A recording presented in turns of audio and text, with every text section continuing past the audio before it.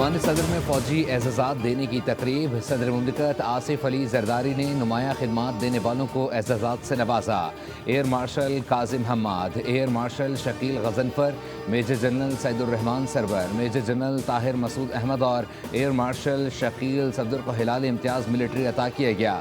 Captain سید عامر رضا کو بے مثال بہادری و فرض شناسی پر ستارہ بصالت سے نوازا گیا۔ تقریب میں وزیر دفاع خواجہ آصف، چیئرمین سینٹ یوسف رضا گیلانی بھی موجود تھے۔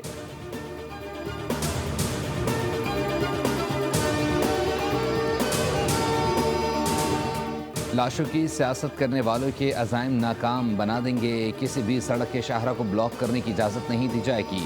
حکومت صوبے کے مظلوموں کے ساتھ کھڑی ہے۔ وزیر اعلیٰ بلوچستان سرفراز بگٹی کا کوئٹہ میں ہائی اچیومنٹ ایوارڈ کی تقریب سے خطاب۔ کہا حکومت کسی بھی قسم کی بلیک میلنگ میں نہیں آئے گی۔ دہشت گردوں نے جعفر ایکسپریس میں نہتے افراد کو دہشت گردی کا نشانہ بنایا۔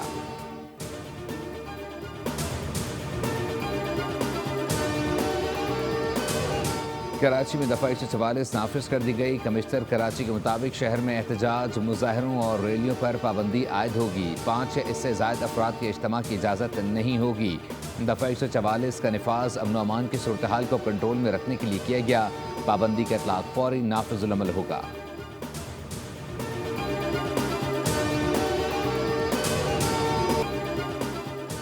اور وزیراعظم شہباز شریف کی زیر صدارت رمضان ریلیف پیکیج 2025 سے متعلق جائزہ اجلاس۔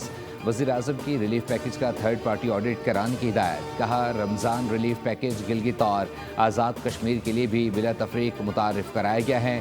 ڈیجیٹل والیٹ کے شفاف نظام کے ذریعے مستحقین تک رمضان پیکیج پہنچایا جا رہا ہے۔ ڈیجیٹل والیٹ کے ماڈل کو دیگر حکومتی اسکیموں میں بھی اپنایا جائے۔ وزیر اعظم نے رمضان پیکیج پر آگاہی مہم مزید بہتر بنانے اور جامع رپورٹ مرتب کرنے کی ہدایت کر دی۔